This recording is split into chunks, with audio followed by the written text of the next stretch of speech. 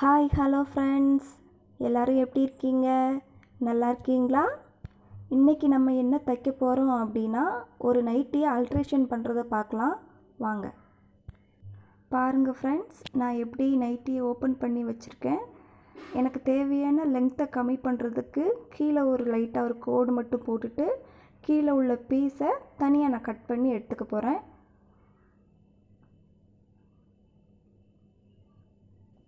நீங்களும் உங்களுக்கு தேவையான லென்த்து எவ்வளோ வேணும் அப்படிங்கிறத பார்த்துட்டு லைட்டாக ஒரு கோடு போட்டு நீங்களும் இந்த மாதிரி கட் பண்ணி எடுத்துக்கோங்க. ஃபஸ்ட்டு பொதுவாக நம்ம நைட்டி நீளமாக இருந்துச்சு அப்படின்னா கீழே மடித்து அடிக்கிறத நம்ம பார்த்துருப்போம். நிறைய பேர் அப்படி தான் பண்ணி கொடுப்பாங்க. ஆனால் நம்ம இப்படி கட் பண்ணி ஸ்டிச் பண்ணால் கொஞ்சம் நல்லாயிருக்கும் பார்க்குறதுக்கு. நமக்கு தேவையான லென்த்தை இப்போ கட் பண்ணி எடுத்தாச்சு. எப்படி தைக்கலாம் அப்படிங்கிறத பார்க்கலாம் வாங்க. இப்போது நைட்டியை திருப்பி போட்டுக்கலாம். அதாவது உள்ள பக்கத்தை வெளியில் எடுத்து வச்சுக்கலாம். இப்போ கீழே, அதாவது நம்ம கட் பண்ணி எடுத்தோம் பார்த்தீங்களா, அந்த பக்கத்தை நம்ம இப்போ திருப்பி வச்சுக்கலாம்.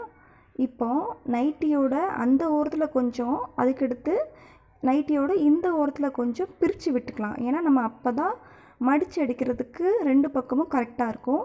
பாருங்கள், நான் எப்படி ஒன் சைடு நான் எப்படி பிடிச்சி மடித்து அடிக்கிறேன் பார்த்துக்கோங்க. கீழே ஒரு 2 இன்ச்சுக்கு நம்ம மடித்து அடித்தா ஓகேவாக இருக்கும். ஃபஸ்ட்டு 1 இன்ச்சை மடிச்சுக்கோங்க. அதுக்கப்புறம் மறுபடியும் ஒரு ஃபோல்டு பண்ணிட்டீங்க அப்படின்னா ஸ்ட்ராங்காக இருக்கும், பட்டை மாதிரி இருக்கும்.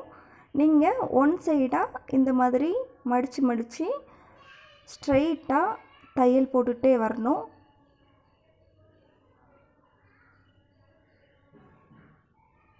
மிஷினில் கை வைக்கும்போது பார்த்து வைங்க. ஊசி மேலேயும் கீழேயும் போயிட்டு வந்துடும் பார்த்தீங்களா, நம்ம கையில் குத்துறதுக்கு வாய்ப்பு இருக்குது. அதனால் நீங்கள் துணியை மெதுவாக மூவ் பண்ணி டபுள் ஃபோல்டு பண்ணி துணியை மடித்து இந்த மாதிரி தைச்சிங்க அப்படின்னா ஓகேவாக இருக்கும். இப்போ ஃபுல்லாக எண்டு வரைக்கும் நம்ம இந்த மாதிரி மடித்து தையல் போட்டு கொண்டு வந்துடணும்.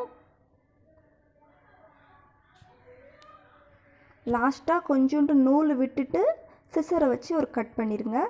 அவ்வளோதான். இப்போது நம்ம மேலே ஒரு சைடில் நம்ம அடிச்சிட்டோம் ஃபஸ்ட்டு, அதாவது மடித்து ஒரு தடவை நம்ம அடிச்சிட்டோம். இப்போது அதுலேயோட எட்ஜில் நம்ம ஒரு தையல் போட்டுக்கலாம். எண்டில் கீழே நேராக ஒரு பிடிச்சிட்டு ஒரு தையல் போட்டிங்கன்னா தான் கொஞ்சம் நல்லாயிருக்கும். நான் ஏன் இந்த தையல் போட சொல்கிறேன் அப்படின்னா, திடீர்னு நம்ம நைட்டியில் தையல் விடுறதுக்கு வாய்ப்பு இருக்குது. ஆனால் இந்த கீழே எட்ஜில் போட்டிருக்கோம் பார்த்தீங்களா, அந்த தையல் விடாது. அதனால் கொஞ்சம் ஸ்ட்ராங்காக இருக்கணும் அப்படிங்கிறதுக்காக நான் இந்த தையல் போடுறேன். நைட்டி ரொம்ப நாள் உழைக்கணும் அப்படிங்கிறதுக்காக கீழே ஒரு தையல் நான் ஸ்ட்ராங்காக போட்டுக்கிறேன். இப்போ தச்சு முடிச்சாச்சு, நம்ம சிசர் கட் பண்ணியாச்சு.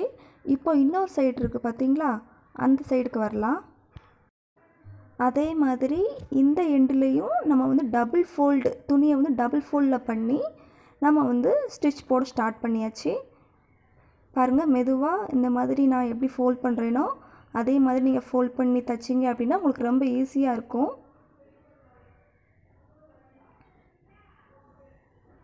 துணியை மெதுவாக நீங்கள் மூவ் பண்ணி தைக்கணும். துணியை இழுக்கக்கூடாது. நார்மலாக எப்படி இருக்கோ அதே மாதிரி நீங்கள் மூவ் பண்ணி ஸ்டிச் பண்ணால் தான் நம்மளுக்கு ஒழுங்காக வரும்.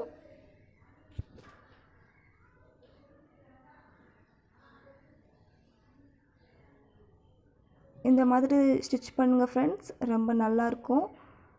உங்களை தேடி நிறைய கஸ்டமர்ஸ் இந்த மாதிரி ஸ்டிச் பண்ணுறதுக்கு கொடுப்பாங்க. இப்போ தச்சு முடிச்சாச்சு, நம்ம சிசர் கட் பண்ணிக்கலாம்.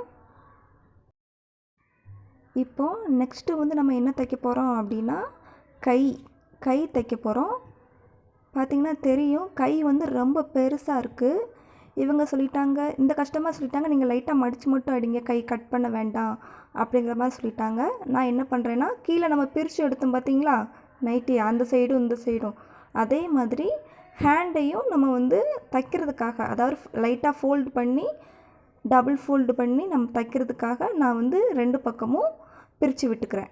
பிரித்து விட்டுட்டு இப்போ ஒரு சைடு, அதாவது நீங்கள் இந்த மாதிரி துணியை எடுத்துட்டு ஒன் சைடு ஃபோல்ட் பண்ணிக்கோங்க. டபுள் ஃபோல்டு, அதாவது 2 மடிப்பு மடித்து நீங்கள் இந்த மாதிரி மிஷினில் வச்சு ஸ்டிச் போட ஸ்டார்ட் பண்ணுங்கள். நம்ம ஹேண்டு தைக்கிறதுனால பக்கத்தில் துணி வரும். நீங்கள் அதை லைட்டாக பின்னாடி மூவ் பண்ணி நீங்கள் ஒன் பை ஒன்னாக இந்த மாதிரி தச்சுக்கிட்டே வாங்க. சரியா?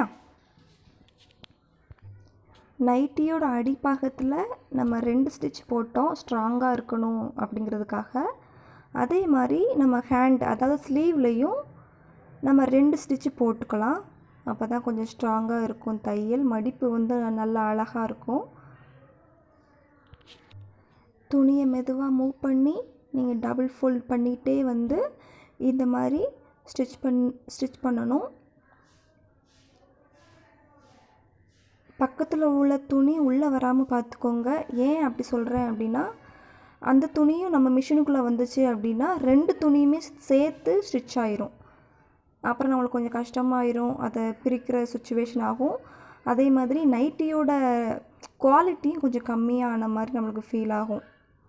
அதனால் நீங்கள் கரெக்டாக டபுள் ஃபோல்ட் பண்ணி ஸ்டிச் பண்ணி எடுத்துகிட்டு இந்த மாதிரி நூல் கொஞ்சோண்டு விட்டுட்டு கட் பண்ணி எடுத்துக்கோங்க. இப்போ பார்த்திங்கன்னா ஃப்ரெண்ட்ஸ், நம்ம ஒன் சைடு ஸ்லீவை கரெக்டாக அழகாக மடித்து தச்சு முடித்தாச்சு. இப்போது இன்னொரு சைடு ஸ்லீவ் இருக்குது பார்த்திங்களா, அதையும் அதே மாதிரி டபுள் ஃபோல்டு பண்ணி, அதாவது 2 மடிப்பு மடித்து நீங்கள் இந்த மாதிரி ஸ்டிச் பண்ணி எடுத்துக்கணும். பார்த்து ஸ்டிச் பண்ணுங்கள், கையில் பற்றாமல். இப்போ தான் நம்ம மெயின் கண்டென்ட்டுக்கு வந்திருக்கோம்.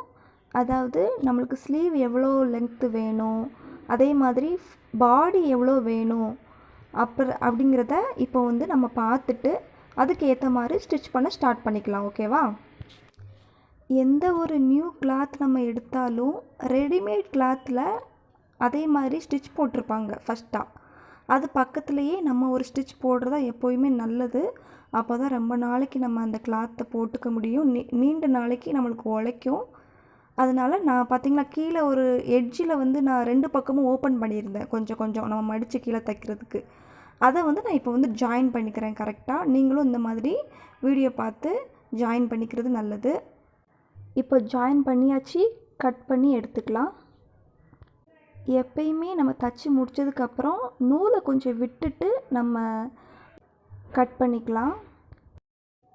இப்போ என்ன பண்ண போகிறோம் அப்படின்னா, நான் ஸ்லீவ் எடுத்திருக்கேன் பார்த்திங்களா, ஸ்லீவ் எடுத்துட்டு நம்மளுக்கு தைக்க கொடுத்துருப்பாங்களா அந்த கஸ்டமரோட ஹேண்டை அளவு வச்சு நான் அந்த நைட்டியில் லைட்டாக மார்க் பண்ணிவிட்டு நான் என்ன பண்ண போகிறேன் அப்படின்னா ஸ்டிச் பண்ண போகிறேன்.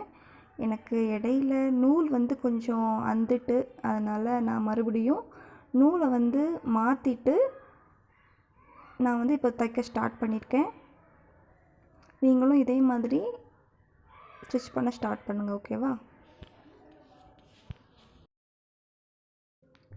நான் எந்த ஒரு மார்க்குமே பண்ணலை, அப்படியே ஸ்டிச் பண்ண ஸ்டார்ட் பண்ணுறேன். நீங்கள் என்ன பண்ணுறீங்க அப்படின்னா, அவங்கக்கிட்ட அளவு எடுத்துக்கோங்க.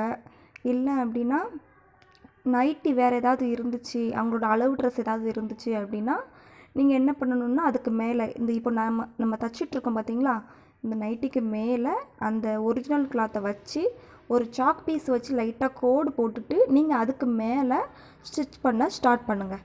சரிங்களா? அப்போ தான் உங்களுக்கு பிகினராக இருக்கும்போது கரெக்டாக இருக்கும்.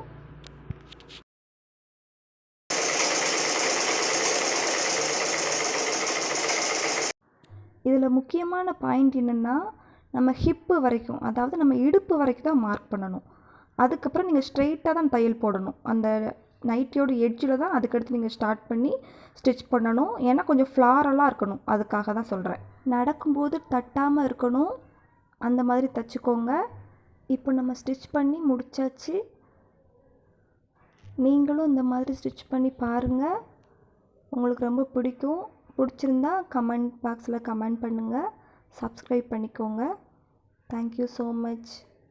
லாஸ்ட்டாக ஒரு டிப்ஸ் என்ன அப்படின்னா, நீங்கள் தச்சு முடித்ததுக்கப்புறம் அயர்ன் பண்ணி போட்டுக்கோங்க. சரியா?